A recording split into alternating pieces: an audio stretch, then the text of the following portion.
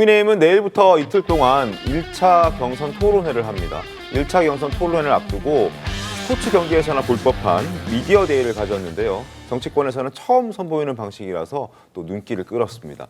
8명의 후보도 한자리에 처음 모였는데요. 8명의 후보는 A조와 B조 이렇게 2개 조로 나뉘어서 1차 토론을 합니다. 어떤 조에 편성이 되느냐에 따라서 자신이 돋보일 수도 있고 또 묻힐 수도 있고 또 경우에 따라서는 4강행 티켓의 주인공도 달라질 수 있습니다. 그만큼 눈치 작전도 굉장히 치열했던 어제였는데 누가 같은 조가 됐을지 저희가 먼저 화면으로 만나보겠습니다. 그럼 지금부터 조 결정을 시작하겠습니다. 가장 먼저 도착하신 안철수 후보님부터 무대로 모시겠습니다. 음악이 딱 30초만 나오거든요. 네, 음악과 함께 출발하시겠습니다.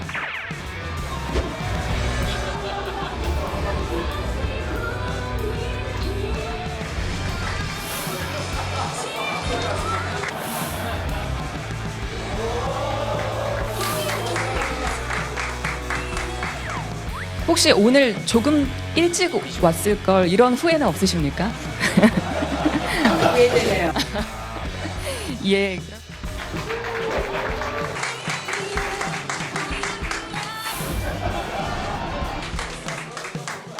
네. 이제 단 2자리가 남았습니다. 선택권이 없어서 같이 가시죠.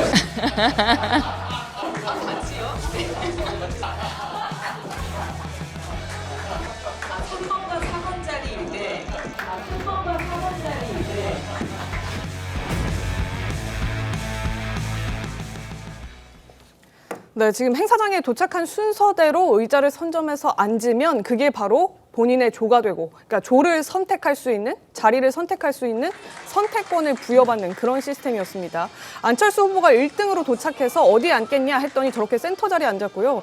그 다음에 김문수, 유정복 후보가 안철수 후보 주변에 잡으면서 같은 조가 되기를 사실상 본인이 희망을 한 겁니다. 그 자리에 가서 앉은 거고, 이후에 이철우, 양양자 후보 차례로 저렇게 자리를 선택하는 모습.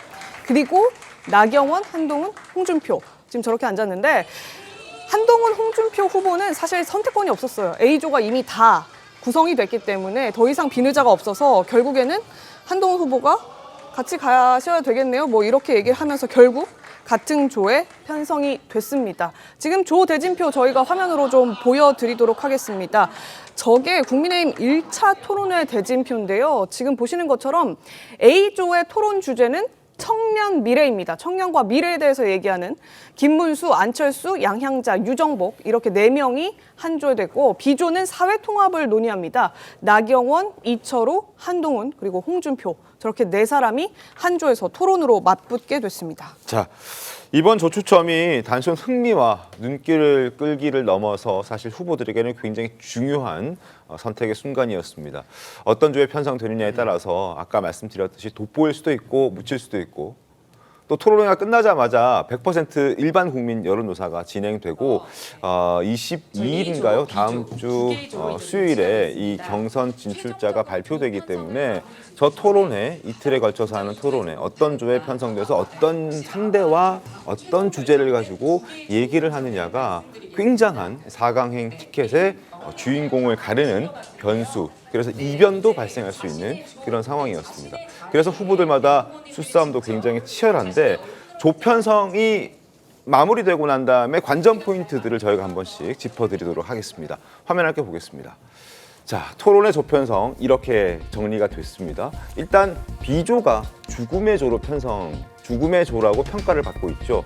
홍준표, 한동훈, 나경원 이 3사람이 한 조에 묶였기 때문에 이렇게 평가를 많은 언론들이 하고 있습니다. 그리고 여기에서 첫 번째 관전 포인트는 4강행을 두고 안철수 후보와 나경원 후보가 지금 2중으로 평가받으면서 각 축전을 벌이고 있는데, A조에 편성된 안철수 후보가 유리할 것인가, 아니면 B조에 편성된 나경원 후보가 4강행 티켓을 따는데 유리할 것인가, 여러 가지 해석들이 지금 나오고 있는 상황이고요. 자, 그리고 B조를 보면 1대3의 구도지 않습니까? 한동훈 후보는 탄핵을 찬성했던 반대로 나머지 3명은 탄핵을 반대했던 후보들이기 때문에 혹시 이런 구도는 누구에게 또 유리하게 작용할 것인가? 여러 가지 해석들이 충분히 가능한, 그리고 여러 가지 관전을 저희가 할 수 있을 때 포인트가 될 만한 부분들이 굉장히 많았습니다. 자, 첫 번째 저희가 살펴봐 드리기 전에 안철수, 나경원 이 4강행에 거의 막차를 탈 수 있는 이 두 사람의 대결이 누구에게 더 유리할 것인가? 자, 김진욱 대변인님은 어떻게 좀 전망하십니까? 무관심 속에 토론을 펼칠 수도 있는 A조에 속한 안철수 후보에게 유리할 것인가? 아니면은 정말 어렵겠지만 치열하게 많은 관심을 받으면서 토론을 펼쳐야 될 나경원 후보에게 유리할 것인가?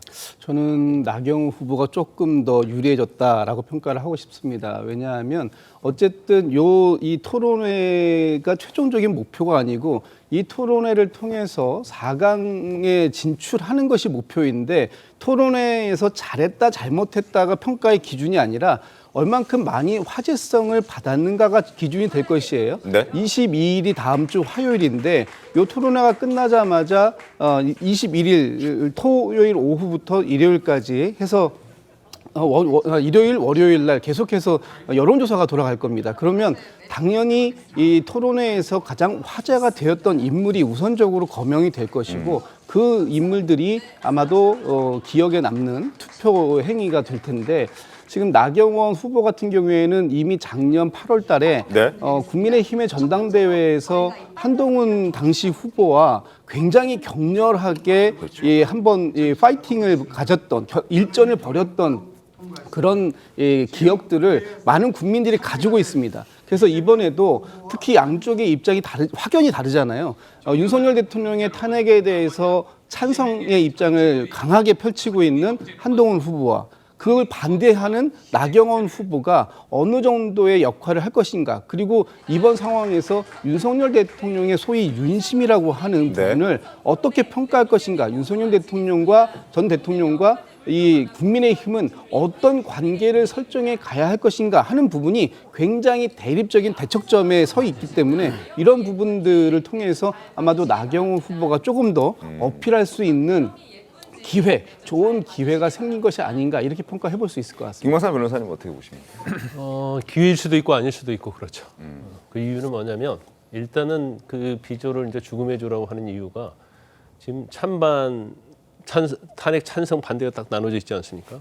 한동훈 전 대표, 한동훈 후보만 탄핵에 이제 찬성했단 말이에요. 1대3 구도다 이렇게 볼 수가 있어요. 네. 그런데 과연 이 경선에서 토론을 윤심과 관련된 부분, 탄핵과 관련된 부분을 끌고 갈 것이냐. 근데 만약에 이걸로 치열하게 하다 보면 상처를 많이 입을 겁니다. 그리고 본선에서 어떤 경쟁력을 잃게 되는 경우가 생길 수가 있어요. 근데 나경원 후보는 일단은 뭐 어떻게 보면 탄핵을 반대하는 입장에서 어떤 홍준표, 김문수 같은 궤를 같이 하는 거잖아요. 또 그렇기 때문에 사실은 어떻게 보면 윤 전 대통령을 지지하는 보수층으로부터는 표가 나눠진다고 볼 수 있어요. 그럼 결과적으로 우리가 사실 나경원 전 대표가 한동훈 후보를 공격한다고 해서 가져올 표는 별로 없다.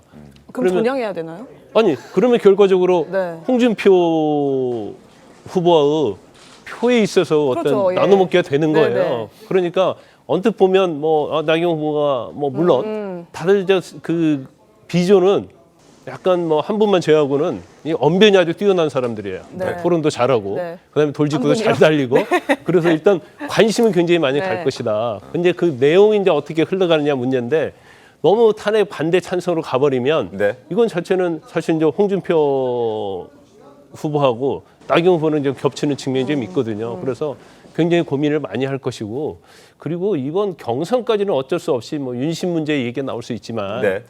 저는 제가 볼 때는 그것은 이제 분열을 초래하는 것이고 지금 제일 우리가 관심 있게 볼 수 있는 대목은 과연 이재명을 이제 본인들 다 이길 수 있다는 얘기가 나오잖아요. 네. 그러면 이제 빅텐트의 생각이 어떤 거냐는 거고 반 이재명 빅텐트 연대 가지고 과연 이재명을 이길 수 있느냐.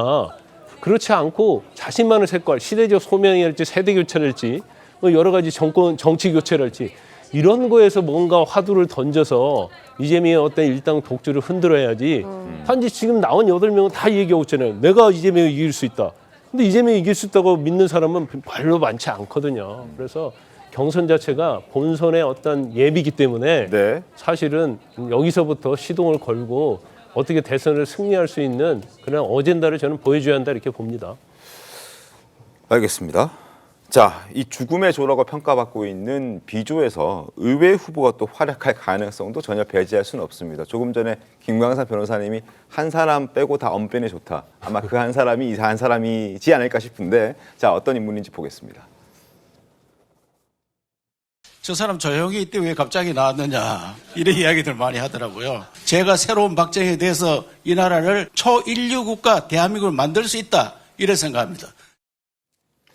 자, 김기영 대변인님, 일단 물론 인물의 어떤 그거 봤을 때는 가장 좀 이렇게 약해 보이긴 합니다만 지지율도 가장 낮기도 하고요. 그럼에도 불구하고 비조에 포함됐기 때문에 저기에서 어떤 역할을 하느냐, 어떻게 자신을 부각시키느냐에 따라서는 또 깜짝 두각을 보일 수도 있지 않겠습니까? 뭐 나머지 세 분들이 이른바 센 분이기 때문에 네. 거기에서 본인이 포지셔닝을 어떻게 하느냐에 따라서 두드러지는 어떤 존재감을 보일 수도 있다고 봅니다. 이게 보면 이제 지자체장 중에서 이철우 지사하고 유정복 시장이 있습니다. 네. 이분들의 갖는 어떤 장점이 있죠. 왜냐하면 지자체장을 하면서의 어떤 안정감, 지금의 탄핵 국면 이후에 있어서 본선 경쟁력이 있는 부분에서 가장 중요한 게 통합과 안정감, 예측 가능성을 높인다는 측면에서 이철우 지사가 저번에 그 동대구역 때 본인이 얘기를 못했기 때문에 애국가를 부르지 않았습니까? 맞습니다. 하나의 어떻게 보면 하나의 전략이었거든요. 그런 측면에서 또 의외의 어떤 비조, 죽음의 비조라는 곳에서 본인의 어떤 방식으로 본인의 생각, 이게 박정희 전 대통령의 향수, 그런 어떤 생각, 그런 것들을 하는데 이렇게 말로만 하기에는 조금 한계가 있다고 봅니다. 극적인 어떤 뭔가 모멘텀을 마련할 수 있는 본인의 어떤 주특기가 있을지 저는 뭐 기대도 해봅니다. 애국가 말고 다른 노래가 나올 가능성도 배제할 수 없을 실은 것 같은데. 제가 어제 다른 언론사에서 출연을 하는데 앞에서 노래를 부르시더라고요. 아, 방송 중에. 진짜요? 그래서 유튜브 노래를 보고요? 굉장히 좋아하시는 것 같습니다. 예. 예, 이번 토론에서는 과연 어떤 노래가 나올지도 주목해서 보겠습니다.